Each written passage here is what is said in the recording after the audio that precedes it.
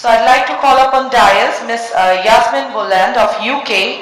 She's a very famous Western astrologer and author of many best-selling books on astrology. Her lecture topic is Working with the Magic of the Lunar Cycle.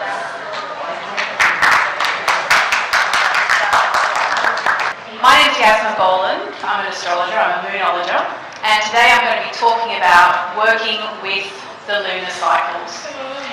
It's something I've been doing for about 20 years, and it's brought a lot of happiness to me and also to my students. I just wrote this up quickly after listening to Adam's talk because I wanted to respond in a way. Why are we here? You see, I believe we are here to evolve. I believe we are here to evolve our souls. And I believe we're here in the third dimension on Earth as humans to have a physical experience. I would argue that we are here to interact with each other. Living in a cave is never going to develop your character as much as living with your husband will, because having your buttons pushed by relationships is actually what helps us to grow as people. Okay, so I believe we're here to evolve. I believe we're here for a physical experience, and that includes comfort in life, you know. And in the West, we are all about trying to live as comfortable a life as we can. And it's a very contentious issue because as astrologers, most of us tend to be rather spiritual people. So how do you reconcile your connection to the divine with your need for a comfortable bed, or your desire for a comfortable home that has central heating if you live in England like I do, or that has air conditioning if you live in India? You know, there's obviously millions and millions of Indians who don't have air conditioning in their house, and we Westerners will come here and expire from the heat. So I believe it's important to be aware we are here for a physical experience. We are, as they say, we're not human beings, we're actually spiritual beings having a human experience. And I'd also like to disagree with the idea that life here has to be suffering. I actually believe that life is a blessing. And I understand from what I've read that there are many dimensions in which to live, many places in which to incarnate, not just planet Earth. And that, in fact, incarnation on this planet is regarded as quite a desirable incarnation to be given. To incarnate as a human is desirable. And yes, of course there are troubles, and of course there's stress, and of course there are difficulties. But then I get back to the first point, which is that we are here to evolve, and it's the challenges that come in our lives that teach us. As my mother always said, it's easy enough to be pleasant when life flows on like a song, but the person worthwhile is the one that will smile when everything's going wrong. And I think we're here to evolve, and that's what the challenges do. So with all that said, I'm going to get your attention by asking you, what do you want from life? Is this what you want, something like this? I think most of us want something like this a lot of the time. We want to have peace. Obviously, there's a great tradition of meditation in India, and now it's come to the West. What else do you want from life? What about this? Would you like that? What about that? Would you like that? Maybe you want that. Happy family. Nothing better, eh? Maybe you want a spiritual teacher to help guide you. Maybe you just want pots and pots of money. You don't even know why you want it. Or maybe you want money so you can have something like that. Yes, exactly. Okay, so my talk today is to teach you about how astrology and moonology, as I call it, can be used intentionally to bring you all that and more. And in fact, what I'm talking to you about today used to be common knowledge. Some of you, if you've ever been been to England, you might recognise this. It's the Avery Stone Circle in the southern part of England. It's the divine feminine. It's energy. It's beautiful. And England has a very, very rich tradition of people learning how to create what they want in their life. Astrology and moonology can be used to create, plan, and predict your life. And that's what I want to talk to you about today. Yesterday, Rick Levine talked to us about the illusion of free will. Today I'm going to show you how to use that illusion. Obviously, I'm not the first person to think that I can create my own reality, that I have free will. People have thought that they had free will for millennia. You may recognise this picture. This is a picture depicting witches hundreds of years ago. Witches who would go, possibly sky-clad, naked, up onto places like Dartmoor at the time of the new moon to make spells, to cast spells, to make wishes. Okay? It was a very, very rich tradition which still continues today. I know at least one witch. So wise women and some wizards have been making magic for millennia using astrology at the time of the new and full moon in particular. The only problem is it got them into a lot of trouble. Sometimes it seems like the male astrologies are out there doing the planets and the women are out there naked working with the moon. The moon is the queen of emotions. She represents the divine feminine and the goddess. Working with the moon was something that women used to do naturally. It was just what women, especially in England and Europe, did. It wasn't considered special, it wasn't considered weird. It was just part of life, and every village would have a particularly wise woman who would help deliver the babies, who would make the tinctures and potions that people needed, and who would help people with magic. Also, this information was something that these women would pass down to their children, to their daughters in particular. Mother to daughter would pass this information down. It was just what happened. And then the knowledge was suppressed. You might have heard of what they call the burning times. Most loosely from about 1300 to 1800, during which time witchcraft was banned. And if you cast a spell, if you even had a black cat, you could be burned at the stake, or hung, or drowned for using your knowledge, the knowledge that your mother had got from your grandmother, who got it from your great-grandmother. Suddenly, it was made illegal, dare I say, by men. And indeed, we were burned for it. Burned at the stake for being a witch. Is it any wonder women stopped practicing using their powers? Later on, they made fun of us. That's another tactic that's been used to suppress this information. Oh, silly old wives' tale, what do they know? Possibly because our powers scared lesser men half to death, and of course excited the wise men. People stopped practicing. We didn't just stop unleashing our feminine powers, we actually suppressed them. And now everything's changing.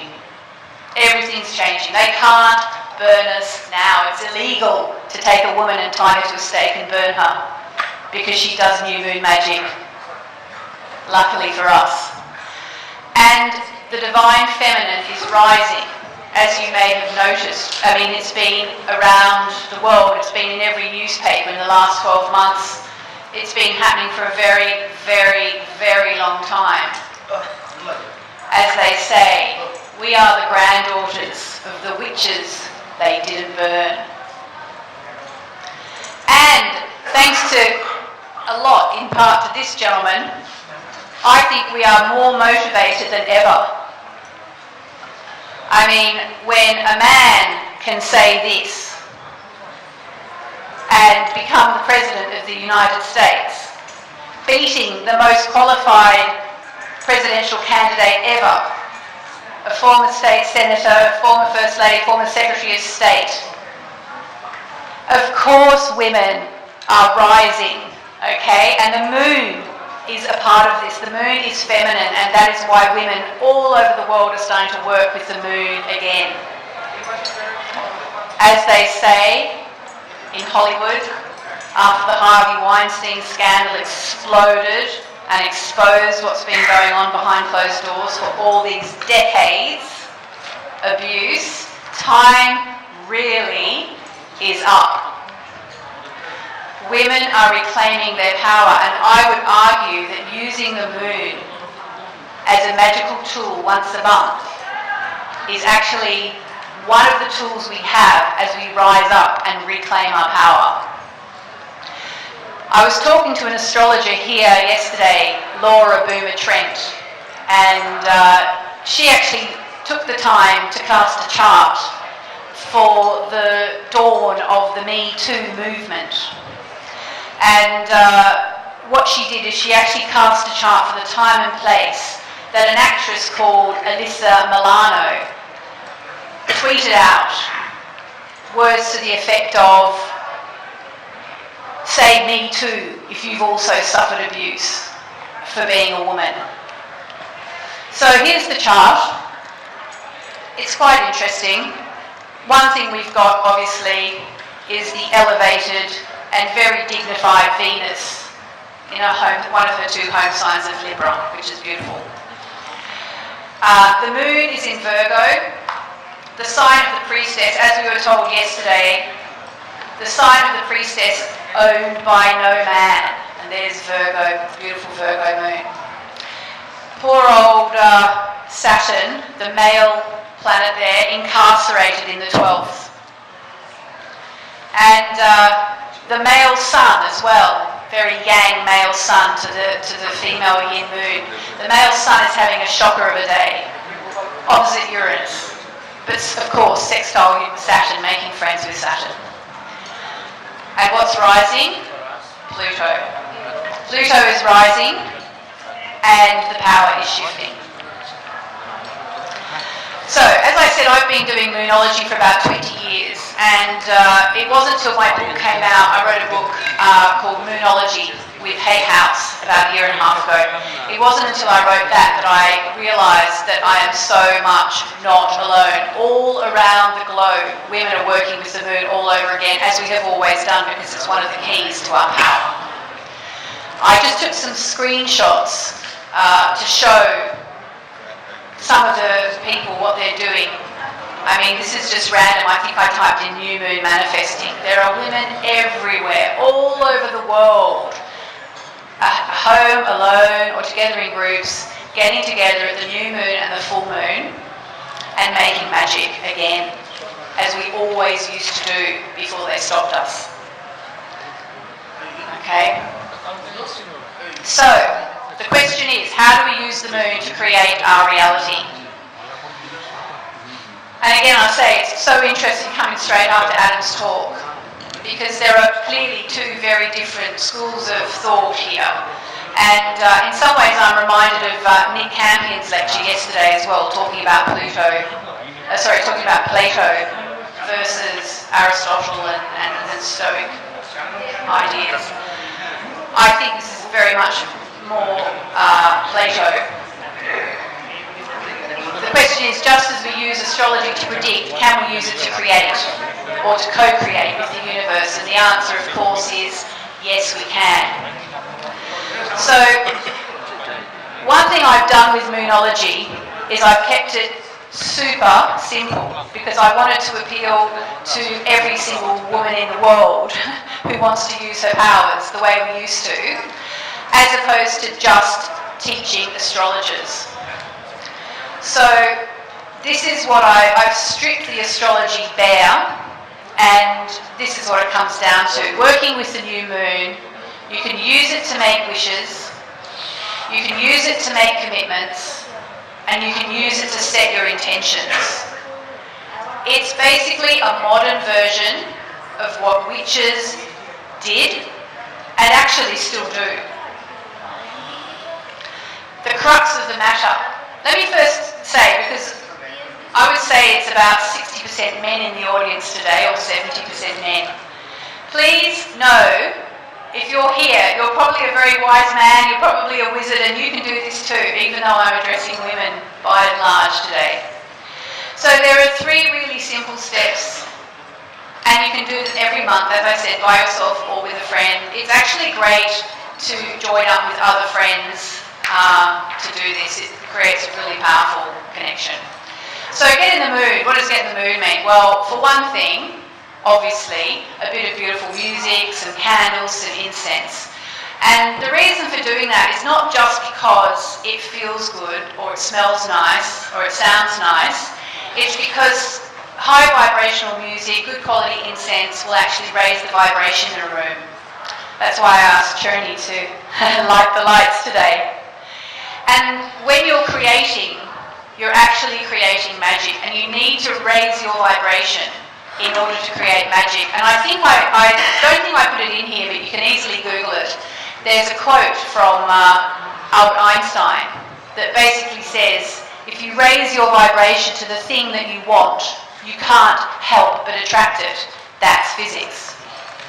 Next, you make your wishes. You just write down 10 wishes. 10 because it's a manageable number. And then in yellow here, the most important thing. Feel the feeling of the wish fulfilled.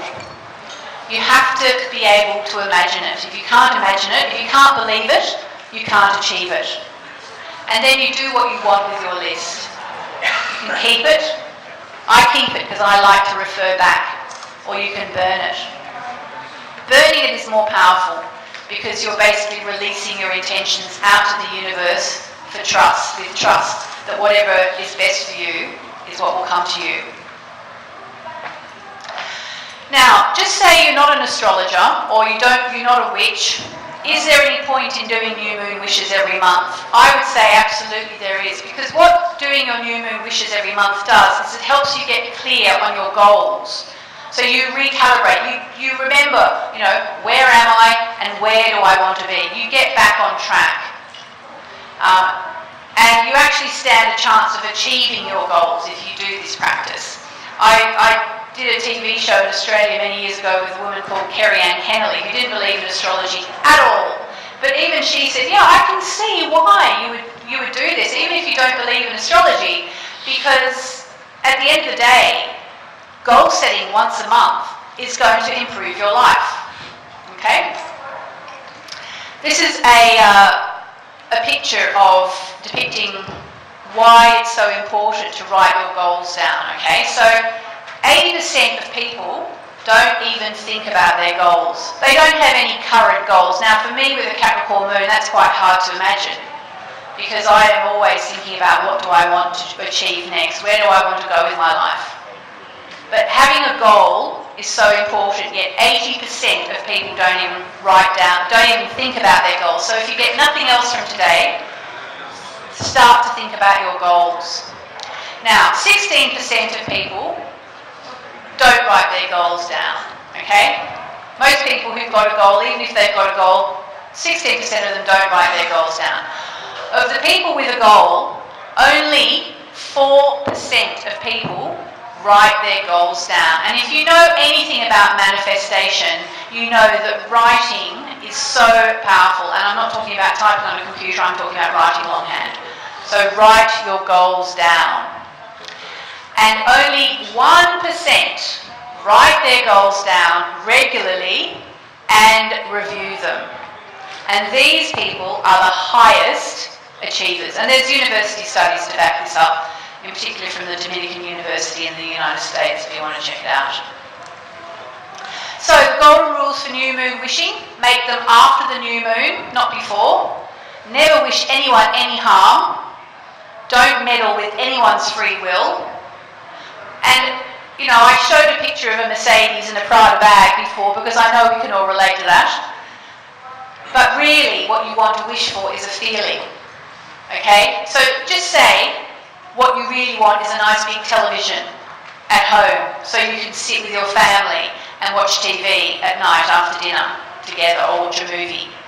Wish for the feeling of sitting on the sofa with your family and being happy. And be honourable. You must be honourable when you're making your wishes. Otherwise, it's said that karma will bounce back on you, not once, not twice, but 3 times. As Rick Levine taught us yesterday, if we do things to better ourselves, that's what's important. And that's what you can do with new moon wishes. It doesn't have to be wishing for a Mercedes. I just did that for effect.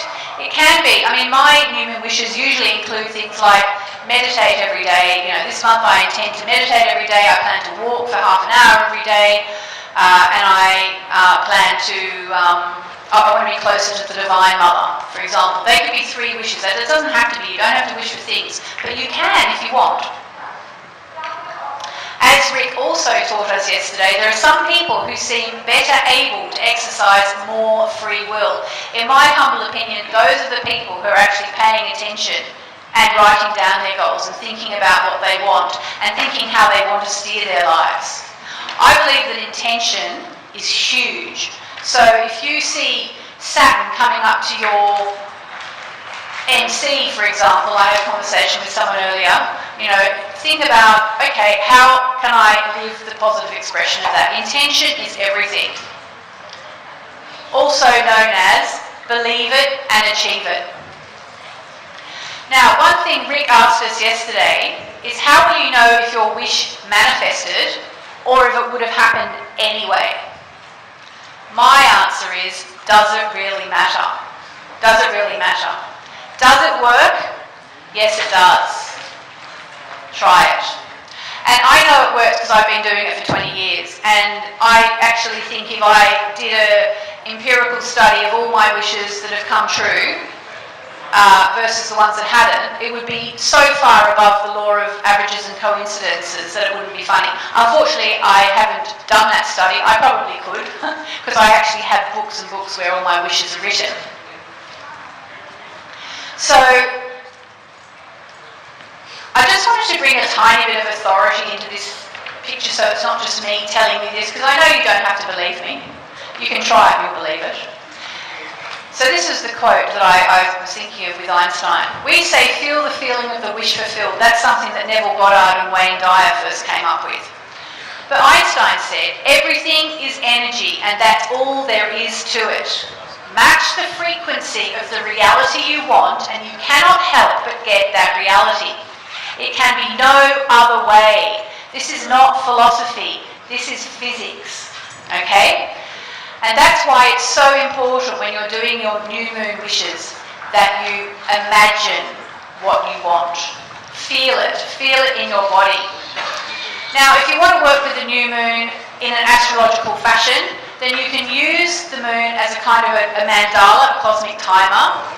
So, you know, in the Aries new moon, well, the next one we've got is the Aquarius, isn't it? So, wishes for the world.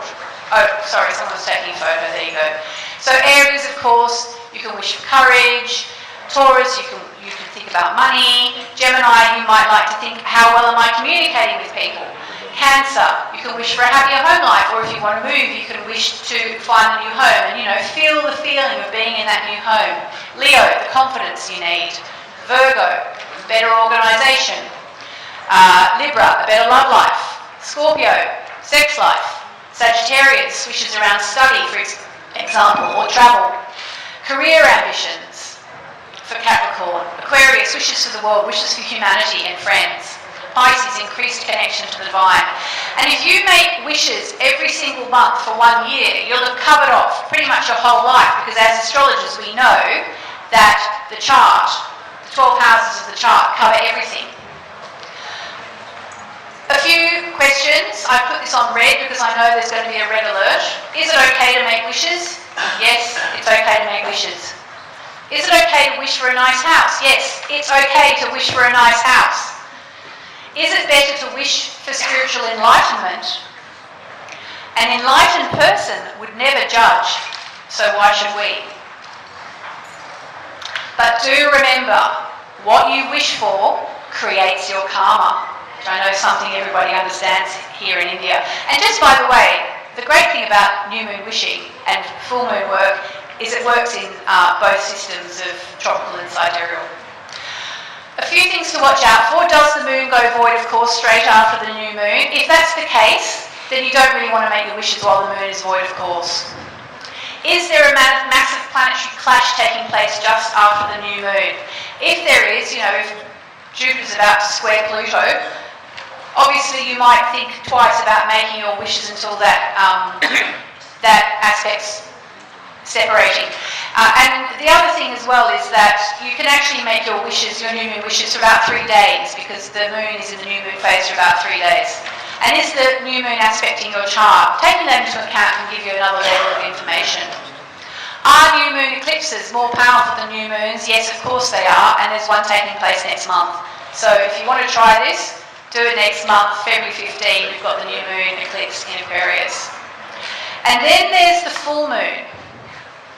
I came to know about the full moon really in India from my visits to the Srinarayani Peedam down near Vellore in Tamil Nadu, where they work with the goddess, in fact 3 goddesses, Lakshmi, Saraswati and Durga.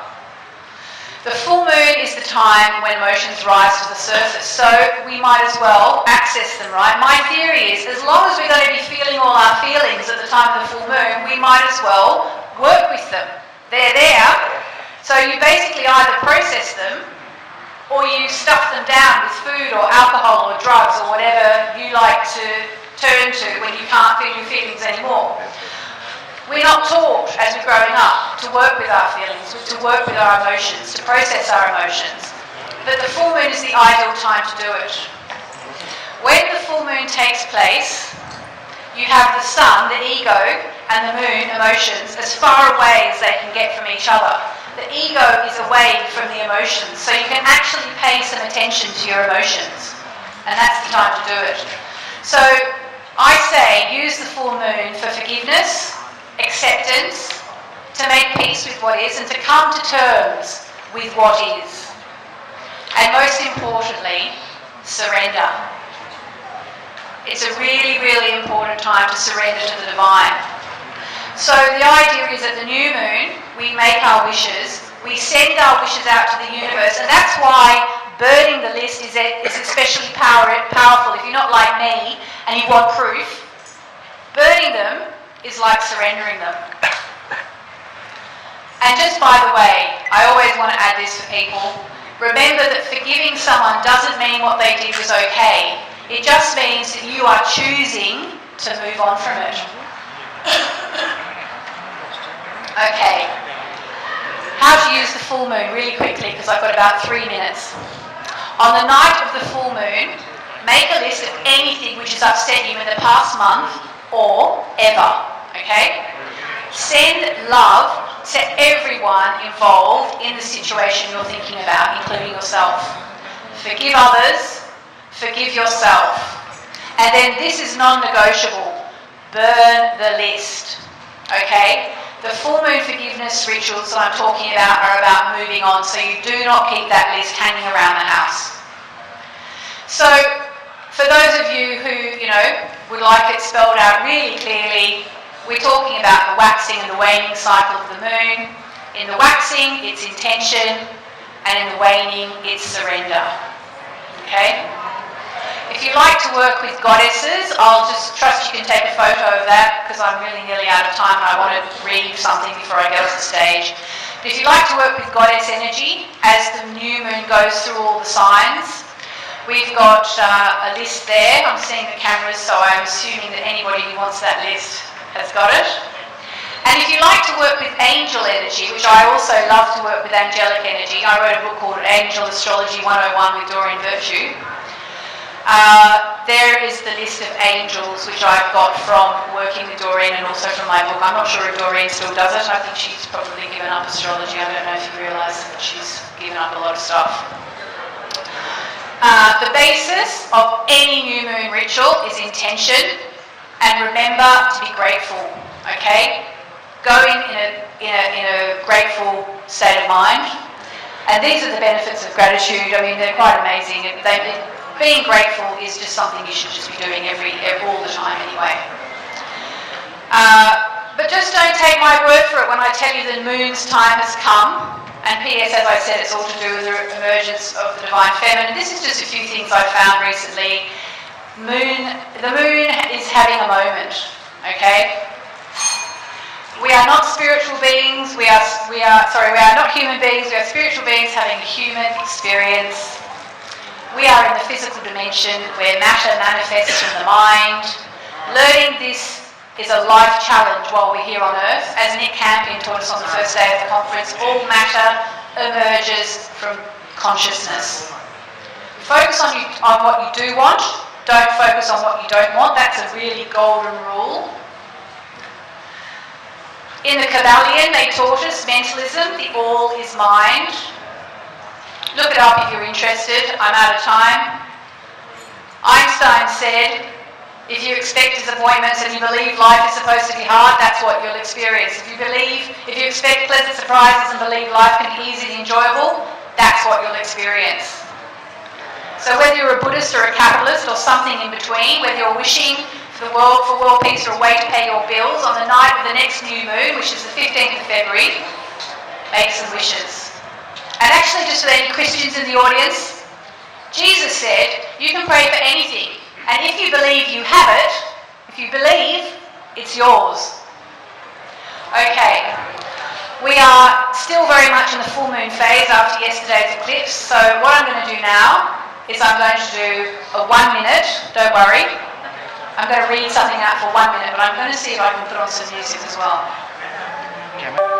So close your eyes.